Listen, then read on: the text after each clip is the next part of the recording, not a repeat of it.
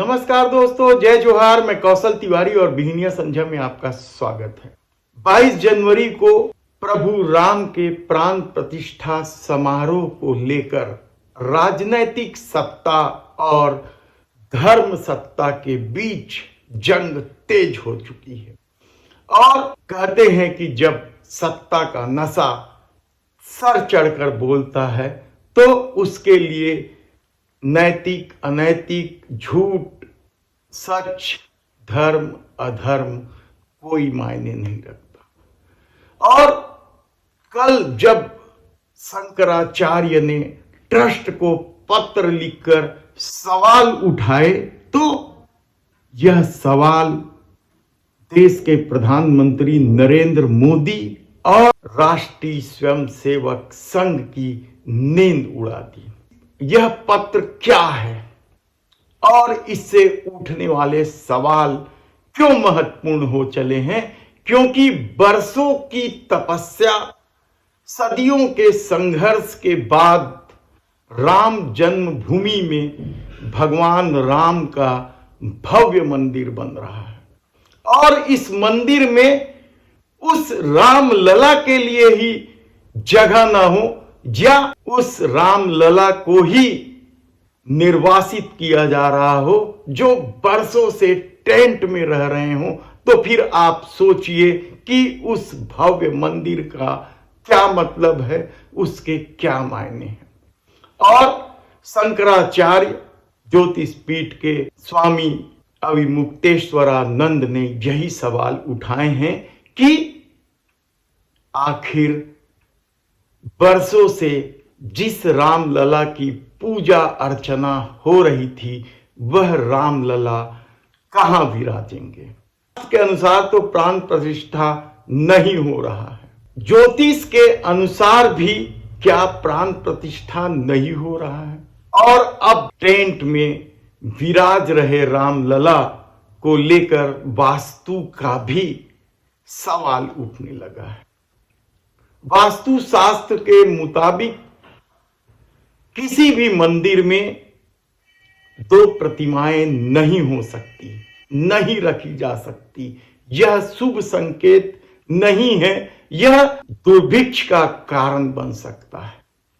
तब सालों से जिस रामलला की पूजा अर्चना हो रही थी, जिसके बारे में कहा गया कि वे स्वयं प्रकट हुए, और यह न्यायालय के भी संज्ञान में रहा, इस पर भी जिरा हुआ।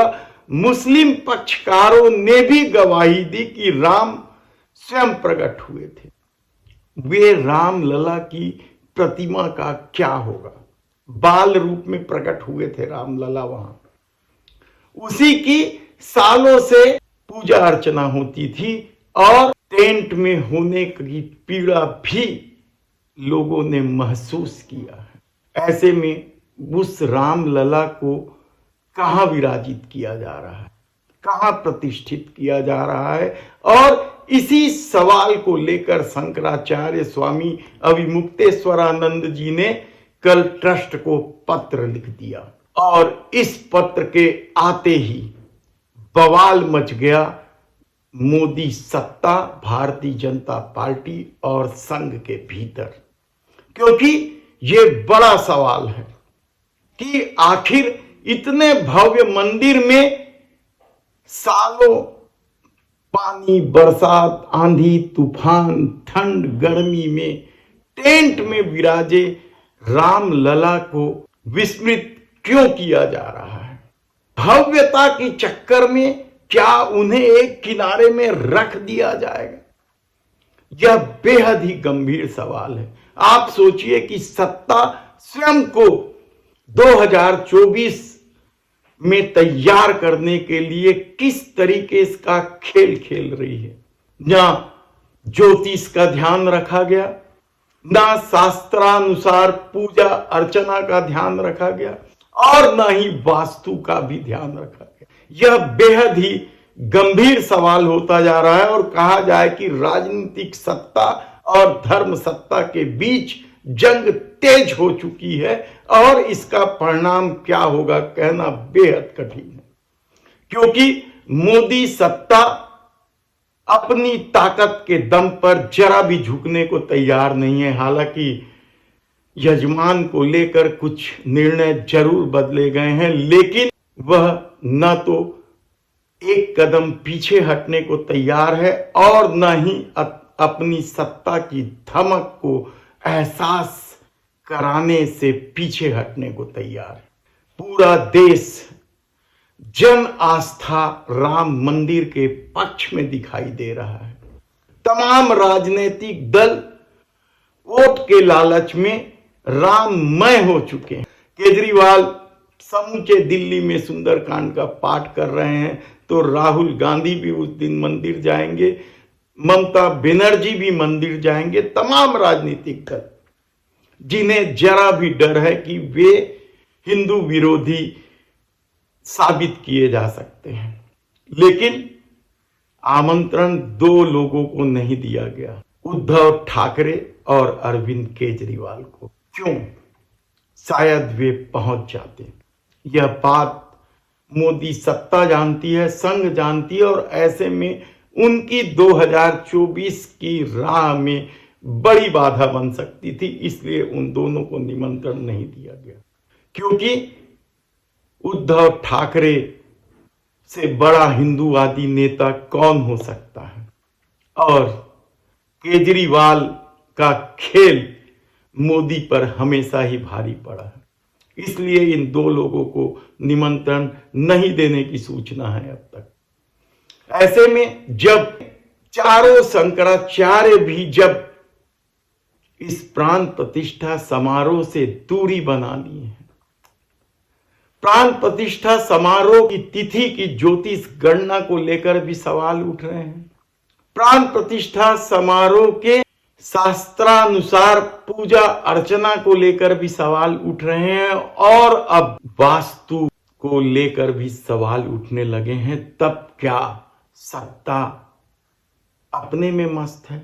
क्या 2024 का चुनाव इतना बड़ा हो चुका है, इतना महत्वपूर्ण हो चुका है कि उसके सामने धर्म की सत्ता भी कोई मायने नहीं रखता? क्या अब प्रतिष्ठा का प्रश्न ही नहीं रह गया? क्योंकि जिस तरीके से शंकराचार्य को संघ के समर्थित संत गरियाने लगे हैं, कहा जाए तो गलत नहीं होगा। रामभद्राचार्य क्या कर रहे हैं शंकराचार्य के खिलाफ, और भी लोग किस तरीके से विश्वमन कर रहे हैं। तो क्या आने वाले दिनों में शंकराचार्यों की प्रासंगिकता समाप्त कर दी जाएगी, या फिर अपने हिसाब से शंकराचार्य बिठाए जाएंगे? बेहद ही महत्वपूर्ण सवाल है। और इन सवालों में सबसे महत्वपूर्ण सवाल तो यह है कि एक आम आदमी भी इस बात को जानता है कि मंदिर में दो मूर्तियां नहीं रखी जाती हैं। घरों के मंदिरों में भी दो मूर्तियां नहीं रखी जाती है, वास्तु दोष होता है। तब यदि बड़ी मूर्ति बना ली गई है और उसकी प्राण प्रतिष्ठा की जा रही है, तब सवाल यह है कि क्या सालों से टेंट में रहने वाले राम लला के साथ विश्वासघात हुआ है? बेहद ही महत्वपूर्ण सवाल है। आप सोचिएगा जरूर कि जो राम लला स्वयं प्रकट हुए, सालों से टेंट में रहे, गर्मी बरसात धूप सर्दी सब कुछ सहते रहे, उस राम लला को वास्तु दोष के हिसाब से बिठाया जा रहा है, उसे चल बना दिया गया है। क्या कुछ हो रहा है? क्या यह धर्म संगत है? क्या धर्म का मतलब सिर्फ आरएसएस हो गया है और शंकराचार्यों की बातों का कोई मतलब नहीं है? या धर्म सम्मत बात करने वाले किसी भी धर्माचार्यों का कोई मतलब नहीं है, क्योंकि संघ क्या इतना बड़ा हो गया है? मोदी सत्ता क्या इतनी ताकतवर हो गई है कि उसके सामने धर्म की सत्ता का कोई मतलब नहीं रह गया है? क्योंकि इन सालों में उसने अपने को धर्म सत्ता के रूप में स्थापित कर लिया है। सवाल बेहद ही महत्वपूर्ण है। एक बार जरूर सोचिएगा कि आखिर जिस राम लला को लोग पूजते रहे, जिसके टेंट में रहने की पीड़ा को महसूस करते रहे, उस राम लला को कहां रखा जा रहा है, क्यों रखा जा रहा है?